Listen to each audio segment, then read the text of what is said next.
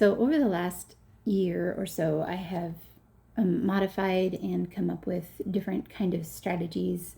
The biggest one the biggest change was looking at all the different time frames, kind of like zooming in a little bit further to kind of get the bias of the general atmosphere of the market right then. And then I kind of zoom in to actually figure out exactly where is a good time to get into that trade. And so it's worked pretty well for me. It's been ups and downs. I blew another account and kept getting frustrated, wondering, is this actually legitimate? Is this not even possible to do? Came across some YouTube videos that were super helpful. And I found this whole community on YouTube of traders, and some are legitimate and some are not, and you can kind of tell just by listening to them if they seem to know what they're talking about, or if they have good information on YouTube, on the internet, that's free, that seems to jive with what you already know.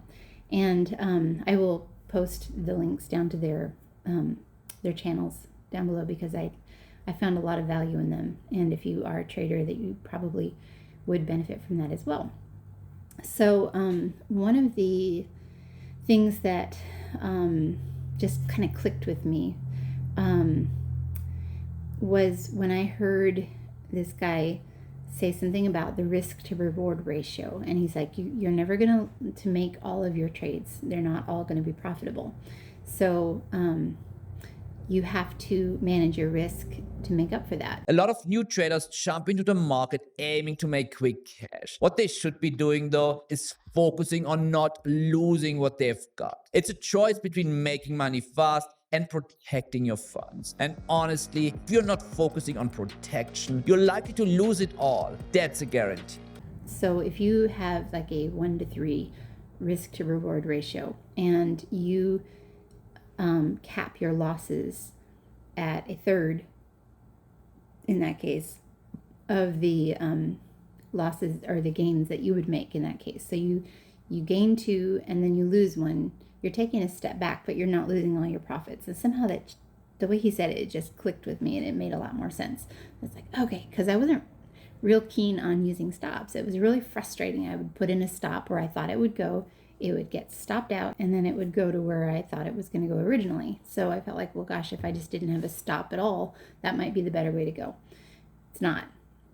It's tempting, but it didn't work out very well. So I'm working on just monitoring the risk to reward ratio a little bit better because of him.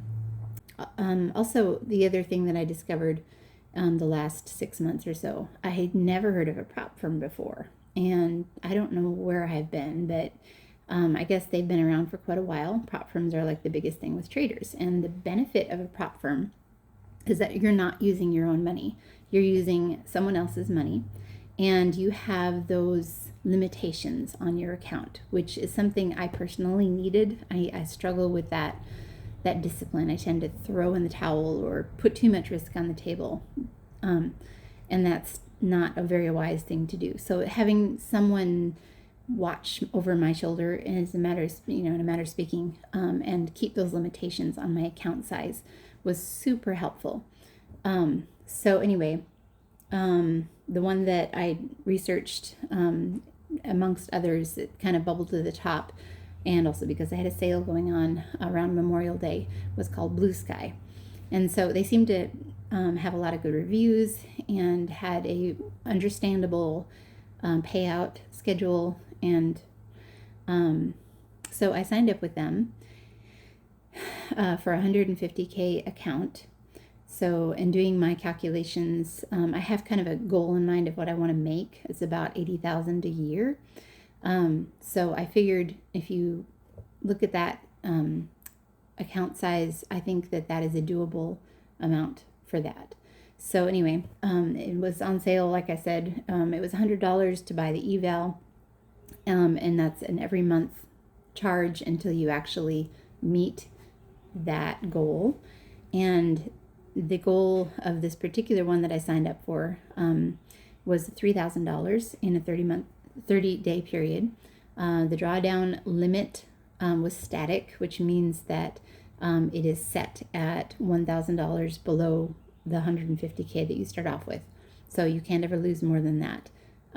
Versus a trailing drawdown, that would seem to be the other option, where it kind of goes up with you, so you don't. Anyway, it's complicated, but anyway, so that was the one I chose. It seemed to work the best for me and what I was looking to do. So I blew the account in 5 days and renewed it for $65. And then another 5 days, I blew that one. And I the thing that I keep doing is I lose. I think I'm putting my stops too tight because I'm really trying to be cautious. I want to trade well, and I keep getting stopped out. So I kept losing. Like I would do really well on the first day. I would make just a small amount on the second day, get frustrated on the third day, and because I kept not making very much money. And then the fourth or fifth day, I would have a huge drawdown day and hit that $1,000 loss. And so then I would, my account would be locked up and I couldn't trade anymore. So it's kind of frustrating. But I think I need to just go back and reevaluate my trading strategy. So I've been watching YouTube videos, and I thought I'd probably put together, for my own sake, maybe yours too, a helpful kind of montage of the videos, the clips that I found very helpful and the things that I've learned. So risk to reward ratio and watching that amount is really important. The other things that I found, the Fabio Valentini, he's won the World Cup, or I think he was second in line. He's a really, really top-notch trader and seems legitimate. He's got a lot of what he says I really relate to. I've been through what he has described happening, and I can understand what he's saying. So that means a lot. So anyway, some of the things that I got out of that were using the narrative, kind of like looking out through the day, which is kind of what I feel like I've done with the larger time frames, and then I kind of back up a little bit. I'm kind of building that narrative of what's happening for the day, so I know exactly what I'm looking for, and I wait for the price to come to me. So I saw him doing that as well. So it was like really encouraging. Because you need to start the day with the narratives. He also, just said, just have patience. That's really important for a scalper. Now it's a waiting game. Yeah. So even the scalper needs to have a little bit of patience. And I kind of know that, but you get there, you get impatient. You think, you start doubting yourself because maybe the price action doesn't go where you anticipated it to go. And in those cases, you probably don't want to trade. You just want to be patient, and you want to wait for an opportunity where you are more certain about where it's going. And those are possible. And the other thing, I didn't grab the clip, but one thing he said was, there's some days if he has 2 trades back to back where he's lost at the very beginning of the day, he just stops. He just walks away. He doesn't trade because not because his system doesn't work, which is kind of where I was going with it. It's like maybe I need to rethink what I'm doing. But he said, my system works. It's just that the price action isn't working with the system that I have. So that kind of resonated with me as well. And I realized that some days, it's fine if you are at a loss. It doesn't mean that you're a failure as a trader, that you have a bad system or anything like that. It just means that it's just not a good day to trade, and there's just going to be days like that. You're not going to make a profit every day. So that's another unrealistic expectation that I think perhaps I had, and it's really hard, maybe for other people to not make a profit or to be happy with a small loss, and so it's good to just accept that. One thing he did say, which was kind of interesting, I'm not sure that I agree with it, is he doesn't like to trade the pre-market open. He likes to wait for the market to open to see the bias of the day. Usually, I don't trade pre-market open because I want to have a clear bias. And I can definitely see the benefit of that. because there's been many times where I wasn't sure which way it was going until the market opened. I like to trade, about an hour beforehand. If you've watched my videos, I like to start about 8:30 in the morning, and then I usually trade till like 10:30. And oftentimes you can kind of make pretty decent predictions about where the market's going to go before it opens, but not always. So and the other thing is trading before the market open means that it's moving a little slower. So that's actually kind of nice too. You don't have to make such quick decisions and freak out. Let's see, the other thing I caught from his video here, he uses the TradingView platform. One of the things that I discovered through Blue Sky was that the Trade of 8, which uses the TradingView platform, has a lot lower commissions. I mean, we're talking like less than $1 per trade per contract versus the $7 for Thinkorswim. That was huge. I did not realize Thinkorswim was so expensive.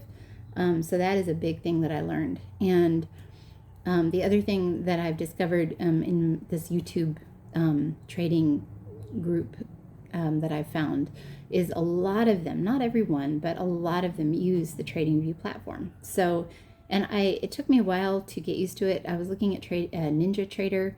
I just found it kind of clunky. I didn't like the fact that there were like individual windows, and I just didn't, it wasn't intuitive to me. But TradingView was very similar to Thinkorswim. So I'm still learning it a little bit, but I'm getting way more comfortable with it. And I've traded for maybe, I don't know, not even a month with it yet. So that's come pretty easy. I'm happy with that. Fabio Valentini also mentioned that he uses the volume profile. I see from the candle behavior, after watching the charts a lot, you start to see the relation of price and volume, because I always use TradingView and a volume analysis platform. For reference is the profile footprint. It's not the bid and ask, so because I want to see exactly what is happening at each level. Which I had not done yet. So I basically used the SMAs and the MACD and the RSI. I hadn't really used anything else with volume. And when he said that, I was like, oh, I'm going to look into that and see if that would be a helpful thing to me. So you have to pay for in training from him through his company, which I am not really willing to do right now. But I did find some information online about how to use the TradingView platform's volume profile. He had a really good set of videos on setting up the volume profile, and I actually prefer the one that he made like a year ago instead of the more recent ones that he's come up with, because he uses, on the one that he did it like a long time ago, a year ago, he uses the current volume profile, which is coming from the right hand side of the screen, as well as he sets up the volume profile for the previous day's trading to kind of give you a framework to work from. The volume profile has become the single most effective order flow tool, in my opinion, and it's the backbone of my scalping strategy that I use at the moment. I employ the same scalping strategy every single day on the S&P, and if I had to choose just one order flow tool, it would be the volume profile. So that was super helpful in setting up this volume profile. And honestly, I think because I wasn't super familiar with using it in my analyzation, I think that was part of why I didn't do so well, and I failed my eval twice, because I'm still fiddling with trying to get used to the TradingView platform, and also trying to get used to a new indicator as well. So I had a lot of things going against me. So I'm not going to be too hard on myself. There's always another month. We can always try again. So anyway, kind of where I'm at right now. I'm just going to practice for the next 30 days. And then in July, when my eval was originally going to renew, I will start doing it for real. And I will try to record that as well and see how it goes. So hopefully this will be helpful to you.